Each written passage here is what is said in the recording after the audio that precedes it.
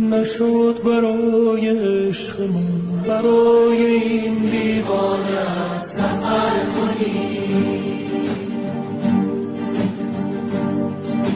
نشد به بار به حال من، به حال این ویرانه نظر کنی.